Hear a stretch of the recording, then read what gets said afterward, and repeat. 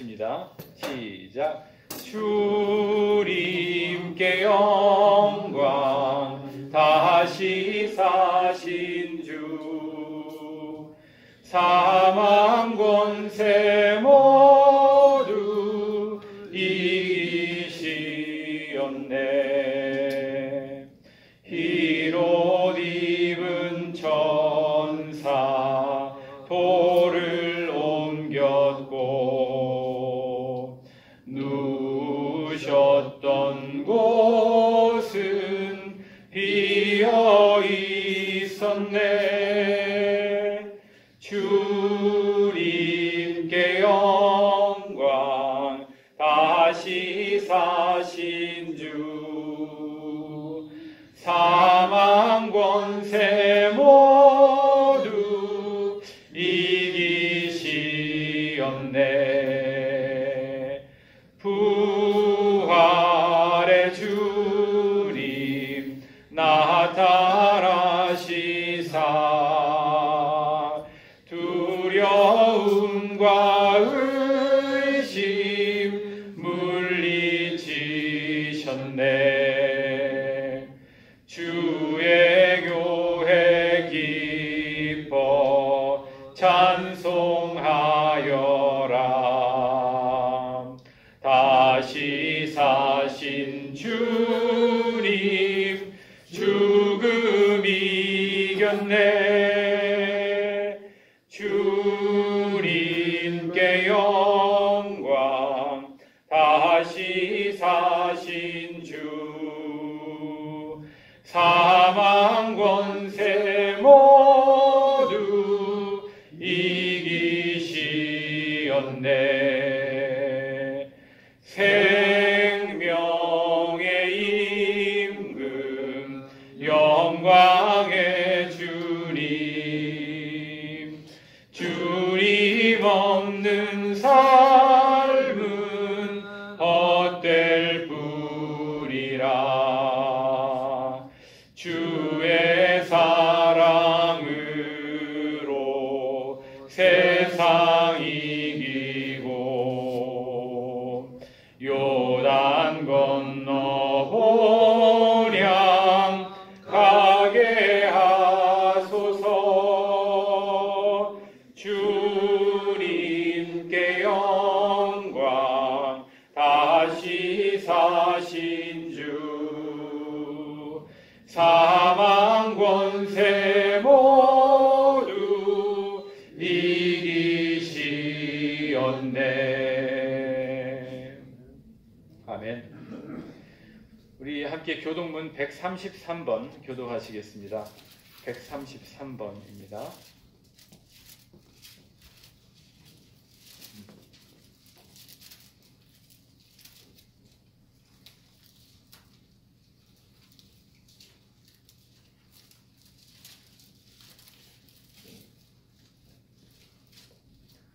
제가 먼저 첫 구절을 읽겠습니다.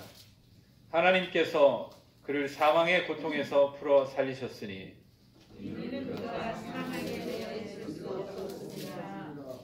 우리 주 예수 그리스도로 말미암아 우리에게 승리를 주시는 하나님께 감사하노니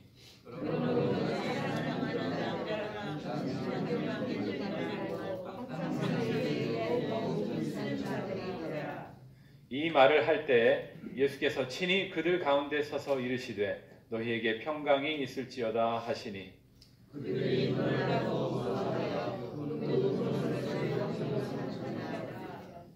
예수께서 이르시되 어찌하여 두려워하며 어찌하여 마음에 의심이 일어나느냐.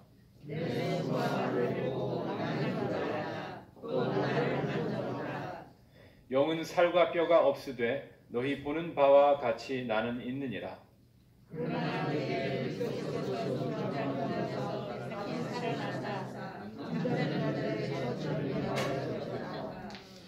예수께서 이르시되 나는 부활이요 생명이니 나를 믿는 자는 죽어도 살겠고 무릇 살아서 나를 믿는 자는 영원히 죽지 아니하리니 이것을 내가 믿느냐. 함께 읽겠습니다. 이르되 주여 그러하외다. 주는 그리스도시요 세상에 오시는 하나님의 아들이신 줄 내가 믿나이다. 아멘. 시간에 임채준 목사님께서 예배를 위해서 대표 기도해 주시겠습니다.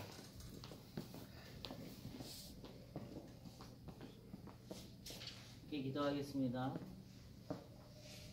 할렐루야. 죄와 사망의 권세를 이기시고 부활하신 주님을 찬양하며 영광을 올려드립니다. 이제 길고 힘들었던 겨울이 지나고 꽃이 피는 봄의 계절에 저희들이 이렇게 함께 모이게 하시고 또 인터넷을 통해서 함께 예배하게 하신 부활절 예배로 모이게 하심을 참으로 감사합니다. 늘 은혜의 십자가로 우리와 함께 하시며 인도하시는 하나님, 오늘도 그 하나님을 저희들이 바라보며 의지하며 나아갑니다. 모든 예배의 처소 가운데 함께하여 주시옵고 하나님 그 자리에서 홀로 영광 받으시며 성령의 충만함으로 임재하여 주시옵소서. 아멘. 주님, 저희들 또한 예배 가운데 나오며 우리를 위해 이 땅 가운데 십자가를 지시려 오신 그 주님을 생각할 때에 주의 주신 십자가와 베푸신 사랑과 은혜를 잊은 채로 우리들의 욕심과 이익과 교만으로 높아지려만 했던 우리들의 모습을 돌아보며 회개합니다. 부족한 저희들의 삶을 용서하여 주시옵고 이전에 우리는 죽고 부활하신 주님과 함께 살아나는 부활의 산증인으로 거듭나는 시간 되게 하여 주시옵소서. 아멘. 주의 십자가를 지심을 잊고 우리의 삶이 더욱더 세상에 쏠리고 또 그것을 일상처럼 여기며 살아왔던 우리들, 이제는 주의 품 안에 온전히 안긴 자들로 살아가며 부활의 산증인으로 세상 가운데 담대히 선포하며 나아가는 그러한 삶을 살 수 있는 저희들 되도록 하나님 인도하여 주시옵소서. 아멘. 하나님, 무엇보다 저희들 긴 어려움의 시간을 지금까지 잘 이겨내게 하심을 참으로 감사합니다.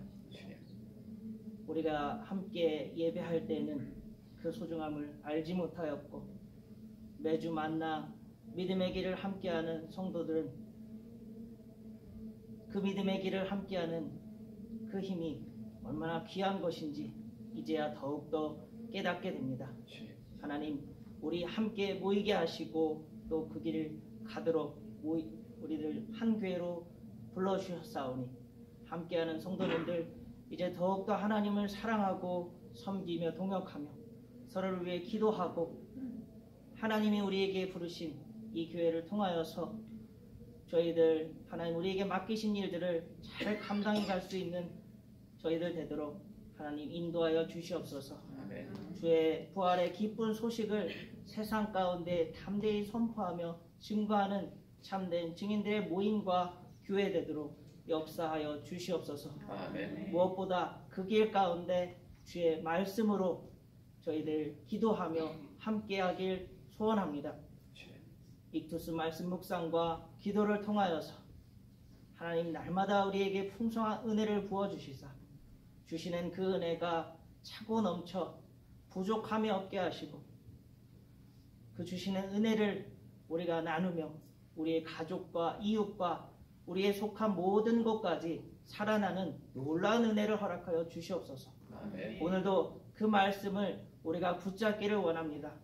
세우신 목사님을 통하여서 말씀 들을 때에 우리의 마음 가운데 깊이 심겨지는 마음 되게 하시고 전원자의 입술을 주장하여 주시사 성령의 충만함으로 역사하여 주시옵소서. 아멘. 그래서 저희들 그 말씀 들고 세상 가운데 나가 주님의 기쁜 부활의 소식을 담대히 증거하며 우리의 삶 가운데에서 산 증인으로 살아갈 수 있도록 그 힘을 허락하여 주시옵소서. 아멘. 모든 예배 가운데 하나님 홀로 영광 받으시오며 부활의 기쁜 소식으로 우리 함께 하신 그 예수 그리스도의 이름으로 기도합니다. 아멘. 네.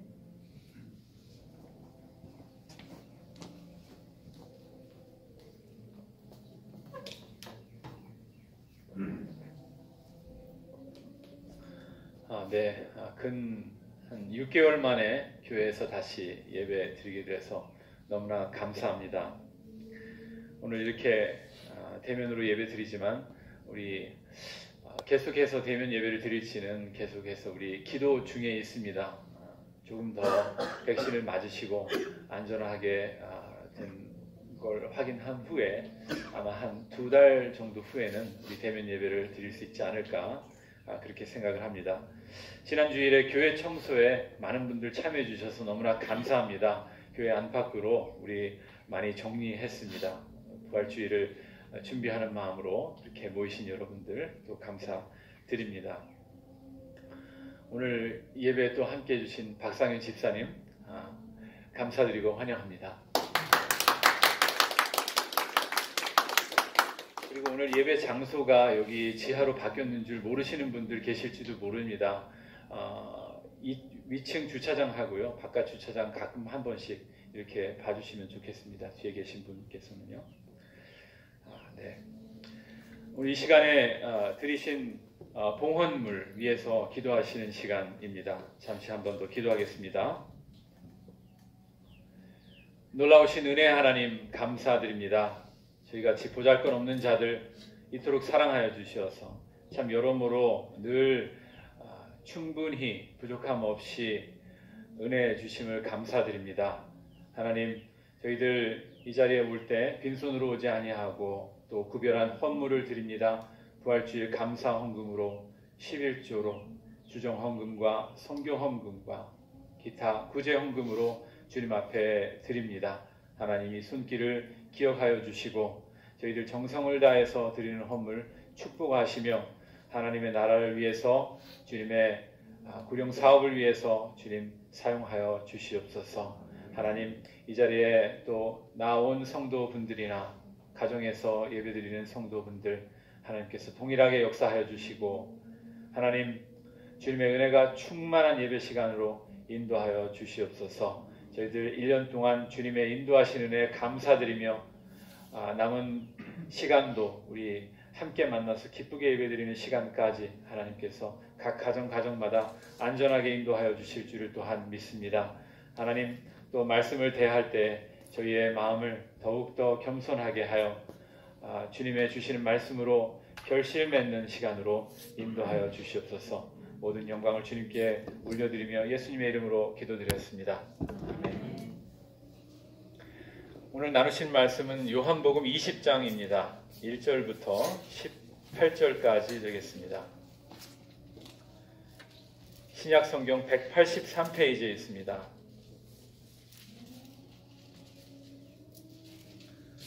요한복음 20장 1절부터 18절까지입니다.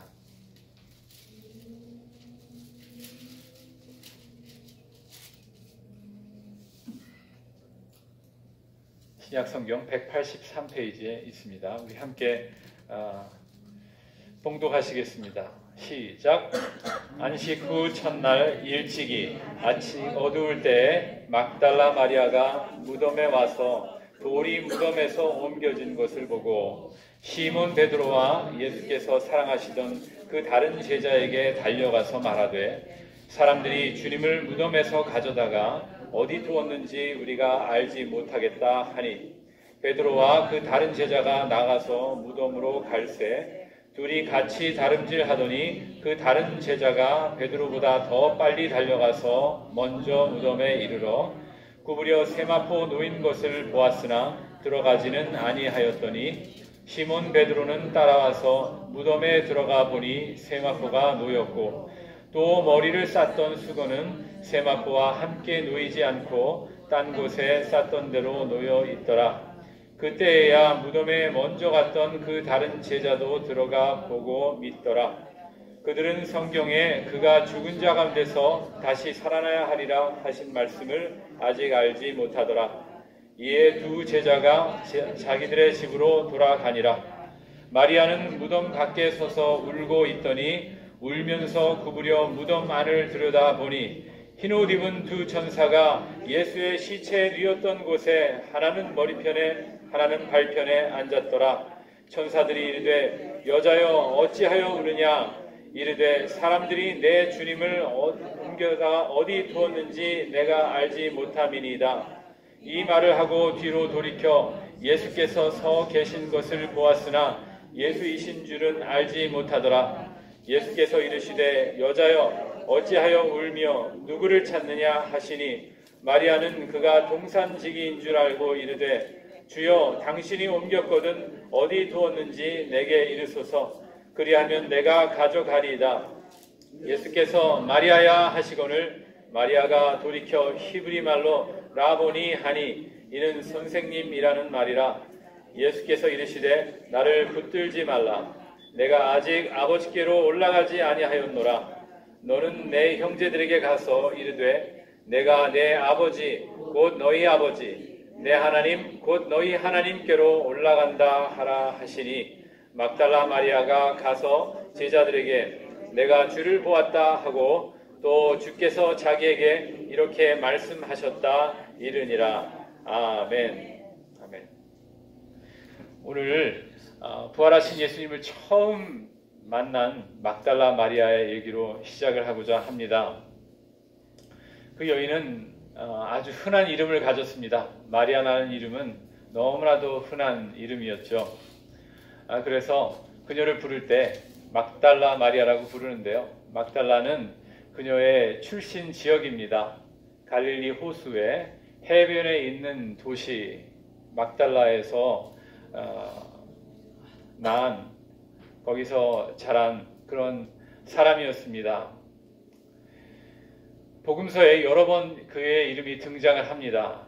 특히 예수님께서 십자가에 못 박히시고 무덤에 누이신 그 장면, 또 안식 후 첫날에 예수님께서 부활하신 그 장면에 가장 여러 번 그녀의 이름이 언급이 됩니다. 그녀의 이름은 우리에게 이렇게 알려져 있습니다. 예수님의 부활을 처음 목격하고 그 부활의 소식을 가장 처음 사람들에게 전한 사람으로 우리는 알고 있죠. 맞습니다. 오늘 그녀가 예수님을 만나기 전에 어떤 사람이었는지와 예수님을 만난 후에 어떤 사람으로 변모했는지 여러분과 나누고자 합니다. 그녀가 안식 후 첫날 매우 이른 아침에 예수님이 묻히신 그 무덤에 가서 돌이 굴려져 있는 것을 발견을 합니다. 그리고 그 무덤이 비어 있는 것을 발견을 하고 깜짝 놀라서 제자들에게 달려갑니다. 베드로와 아마 요한이 그 처음 소식을 들었던 것 같습니다. 그리고 최소한 그 두 명의 제자들이 무덤으로 달려옵니다. 막달라 마리아도 그 뒤를 쫓아서 무덤으로 돌아온 듯 합니다.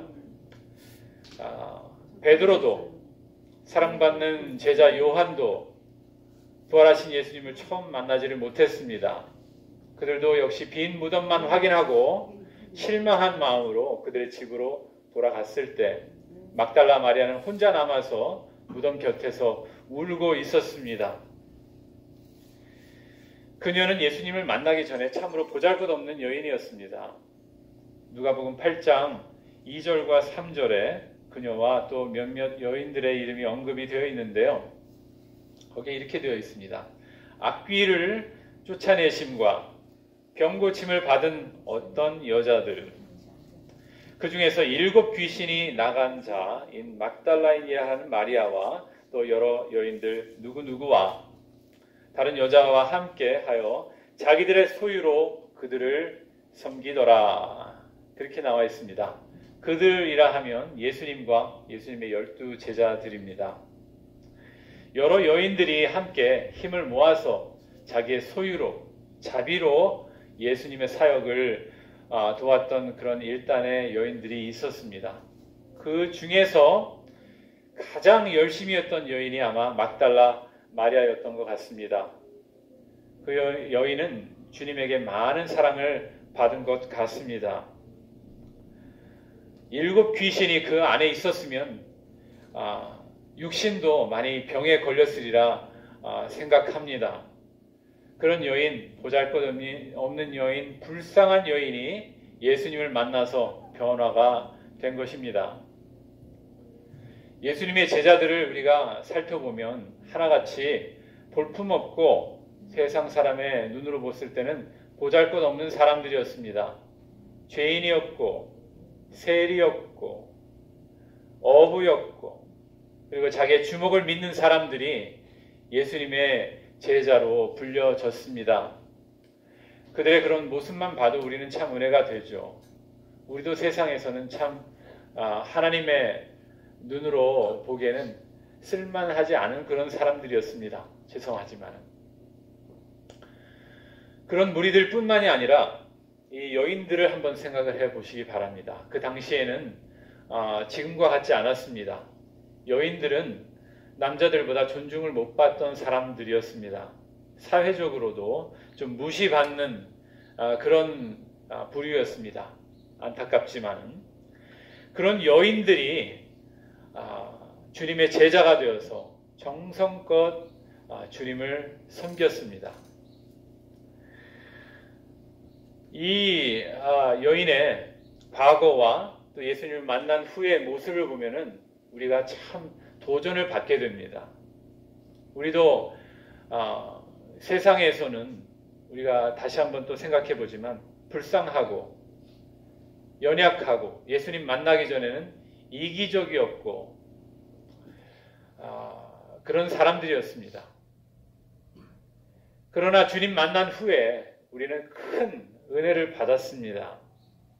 이전의 삶은 주님께서 기억도 하지 않으십니다.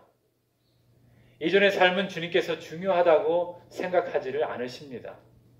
죄인이었던 자들, 귀신 들렸던 자들, 그런 자들도 주님께서 선택하시어서 주님 손에 붙들리면 이 여인처럼 사용되는 것입니다. 주님께서 우리의 과거를 생각하시지 않는 만큼 그러나 주님을 만난 우리의 이후의 모습은 주님께서 더 생각하십니다. 그게 더 중요한 것 같습니다. 우리가 과거에 얽매일 필요가 없지만은 그러나 우리 주님 만난 이후의 현재의 모습은 좀 변화되어야 합니다. 주님 보시기에 사용받을 만한 그런 사람이어야 된다는 겁니다. 어떤 자격이 있는 것은 아니지만 이 불쌍한 죄인을 주님께서 구원해 주셨기 때문에 이제 우리 인생은 주님의 것입니다. 이 막달라 마리아는 예수님께서 십자가에 매달리실 때 그 마지막 장면까지, 그 마지막 순간까지 함께 했던 여인입니다. 그리고 예수님이 무덤에 갇히실 때까지 그 무덤까지 쫓아갔던 여인입니다. 마지막까지 어떻게든 섬기려고 애를 썼습니다. 그리고 부활하신 그 아침에 물론 부활하실지 꿈에도 생각하지 못했죠. 그러나 이 여인은 향품을 가지고 마지막까지 예수님의 시신이라도 섬기려고 애를 쓴 여인입니다. 우리의 모습은 어떠합니까? 우리는 주님을 만났고 부활의 주님을 믿고 있는 사람입니다. 그런 우리의 모습을 하나님께서 어떻게 보실까 다시 한번 이 부활주일에 생각해 보기를 원합니다. 어떻게 보면 우리는 막달라 마리아를 닮은 사람입니다. 불행하지만 그렇게 살았지만 주님께서 강권적으로 우리를 선택하셔서 주님의 사람으로 삼아 주셨습니다. 그런 의미에서 제가 어떤 동화를 여러분께 소개해 드리기를 원합니다. 이 동화의 주인공이 우리를 닮았기 때문입니다. 약간 조금 긴 내용이지만 그런 마음을 우리 염두에 두시고 이 주인공이 참 나를 닮았구나 생각을 하시며 도전 받으시는 시간이 되기를 원합니다. 왕을 태운 나귀라는 제목의 동화입니다. 미국의 유명한 R.C. 스프롤이라는 목사님 한 2년쯤 전에 돌아가셨는데요. 그분께서 쓰신 동화입니다. 내용은 이렇습니다. 아주 오래전에 어린 나귀 한 마리가 있었습니다. 그 나귀의 이름은 데이비. 데이비는 예루살렘 근처의 작은 마을에 살았습니다. 어린 나귀는 아직 일할 만한 나이가 되지 않았습니다.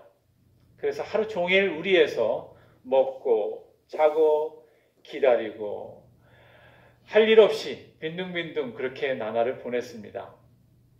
데이비는 형제 자매가 있었습니다. 그런데 그 형제들은 할 일이 있었기 때문에 데이비와 놀지도 못했습니다.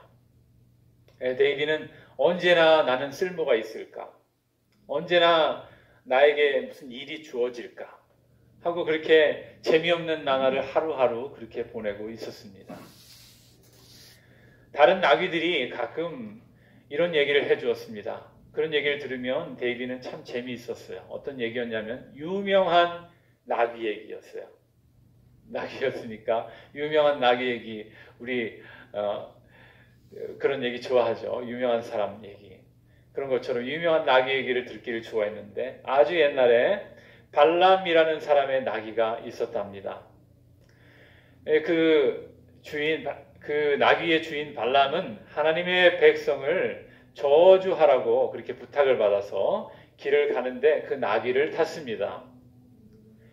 근데 그 나귀 앞에 하나님의 천사가 나타난 거예요. 주인은 그 천사를 보지 못했지만 이 나귀는 천사를 보았습니다.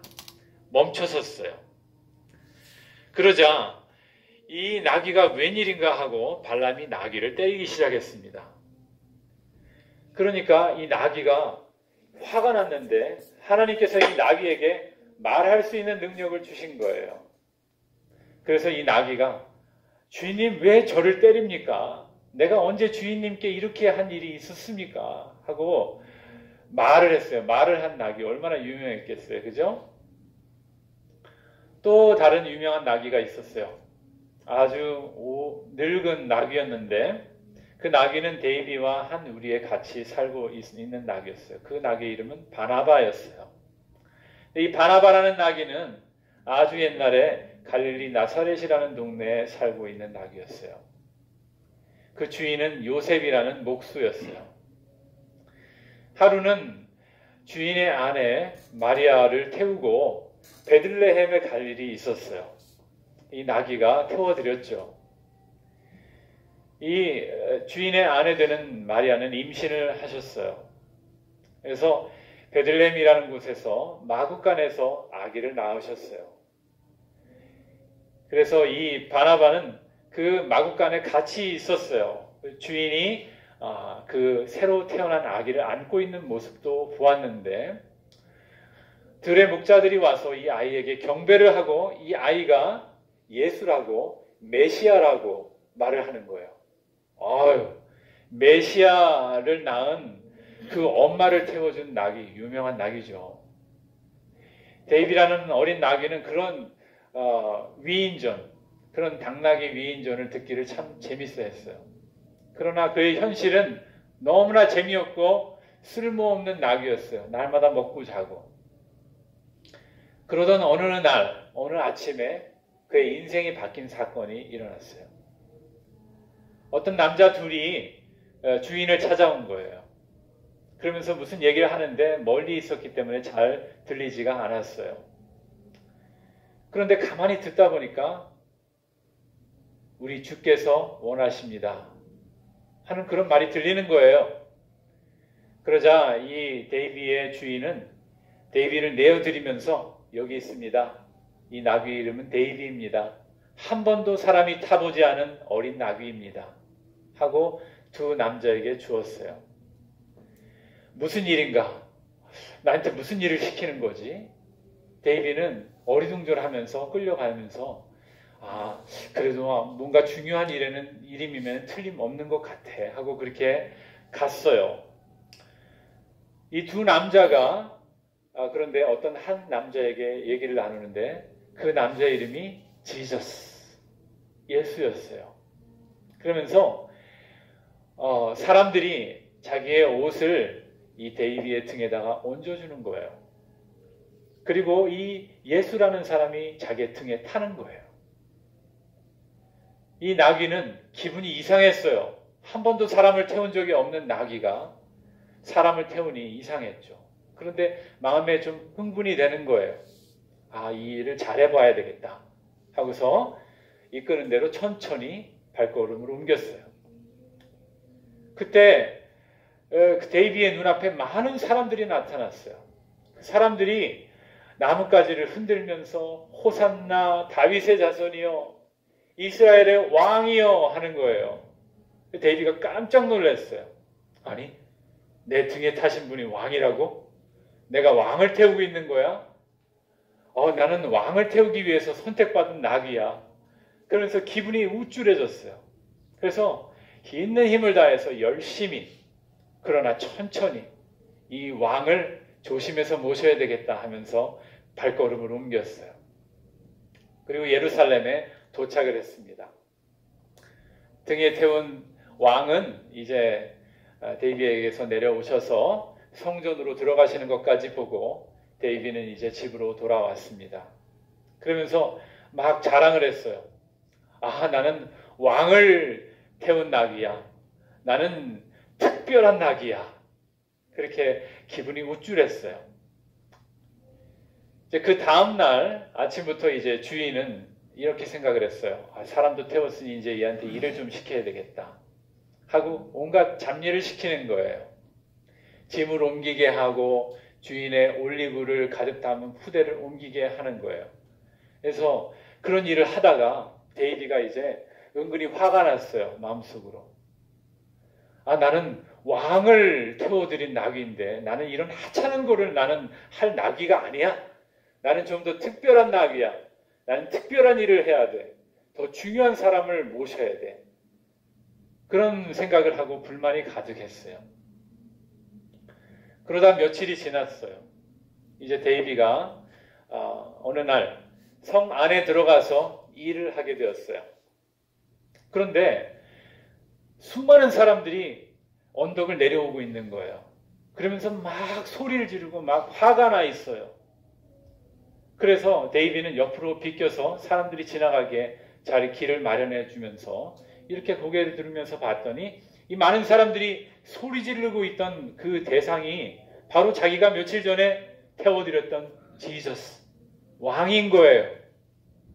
데이비는 깜짝 놀랐어요. 아니, 사람들이 왕을 왜 저렇게 취급하지? 이건 좀 말이 안 된다 하고 그렇게 생각을 하고 있었는데, 지저스는 큰 나무 기둥을 등에다가 메고 걸어가고 계셨어요. 근데 그분의 등은 긁혀 있고 상처가 있고 멍이 들어 있었어요. 그리고 그분의 머리에는 피가 흐르고 있었어요. 가시관을 쓰고 있었어요. 데이비는 생각했어요. 이건 정말 말이 안 되는구나. 내가 진심으로 저분의 저 나무 기둥을 좀 옮겨드리면 좋겠다. 그런 생각을 했어요. 그렇지만 그렇게 하지 못했죠. 잠시 후에 그는 집으로 돌아와서 자기 우리에 같이 있던 그 늙은 나귀 바나바에게 그 얘기를 해주었어요. 오늘 진짜 희한한 일을 봤어요. 내가 며칠 전에 태워드렸던 왕을 사람들은 화가 나서 그에게 나무를 짊어지게 했어요. 그러자 바나바는 이렇게 얘기했습니다. 이제 기억이 나는군. 아주 오래전에 내가 마국간에서 아기 예수를 볼 때 사람들이 그렇게 얘기했어. 훗날에 이 아이가 자라서 자기의 백성을 위해서 자기가 죽게 될 거라고 말을 했거든. 아마 그 예언이 오늘 이루어진 것 같아. 예수께서 메고 가신 그 나무 토막은 자기가 매달릴 십자가인 거야. 그렇게 얘기를 했어요. 자, 데이비는 가만히 생각을 했어요. 참 끔찍한 일이지만 왕께서 사람의 종이 되셨다니 이건 참 대단한 일이야. 조금 더 생각을 해보더니 왕이 그런 무거운 나무를 짊어졌다면 나는 우리 주인의 올리브 포대를 나는 열심히 치러야지. 나는 열심히 충성하는 종이 돼야지. 그렇게 고백을 하고 이야기는 막을 내립니다. 이 동화를 보면서 이 동화가 참 막달라 마리아 같다 하는 생각을 했습니다. 그리고 이 어린 나귀가 나와 같다 하는 생각을 했습니다. 세상의 눈으로 볼 때는 나는 참 쓸모없는 인간이었고 죄인이었고 하나님이 붙들어 쓰실 만한 것이 아무것도 없는 사람이었구나. 나는 이기적이었고 탐심이 있었고 게을렀고 막달라 마리아처럼 내 마음에 병이 들었던 자였구나.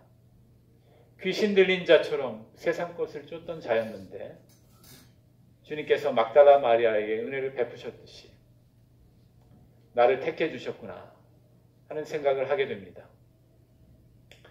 막달라 마리아, 주님을 만난 후에 변화가 됐습니다. 주님을 섬기기로 작정했습니다. 주님이 죽는 그 시간까지, 무덤에 갇혔을 때까지 주님을 섬기기 위해서 애를 썼습니다. 나는 어떠한가? 나는 주님을 만났는데, 나는 부활의 주님으로 나의 삶이 바뀌었는데, 나는 새로운 생명을 얻게 되었는데, 나는 어떠한가? 나는 주님을 섬기는가? 막달라 마리아는 주님의 심부름을 했습니다. 가서 내 형제들에게 전하라. 나는 어떠한가? 주님께서 시키시는 일을 나는 하는가? 주님의 어떤 심부름도 나는 마다하지 않고 나는 하고 있는가? 당나귀처럼 나의 등을 주님 앞에 주님께 내어드리는가? 주님께서 가시고자 하는 곳에 주님을 모시고 가듯이 주여 저를 사용하소서. 나를 주님 앞에 내어드리는가? 나는 막달라 마리아처럼 주님의 부활의 소식을 믿지 않는 자에게, 또 그 믿음을 잃은 자에게, 부활의 기쁨을 잃은 자에게 나는 전하고 있는가? 우리 스스로 그런 도전을 해보기를 원합니다. 주님께서 이런 죄인을 선택해 주셨습니다. 우리는 이제 완전히 삶이 바뀌었습니다. 우리 현실은 예전과 비슷해 보이지만 나는 이제 다른 꿈을 꾸고 다른 비전을 가지고 천국을 바라보며 사는 사람들입니다. 주님 앞에 온전히 내어드리시기로 작정하시는 부활주일이 되시기를 간절히 축원합니다. 우리 함께 오늘 마지막 찬송가 162장 부활하신 구세주 함께 부르시겠습니다. 통일 찬송가로는 151장입니다. 162장 통일 찬송가 151장 부활하신 구세주.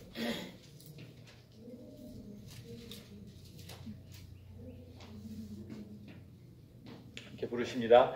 부활하신 구세주 나 항상 섬기네.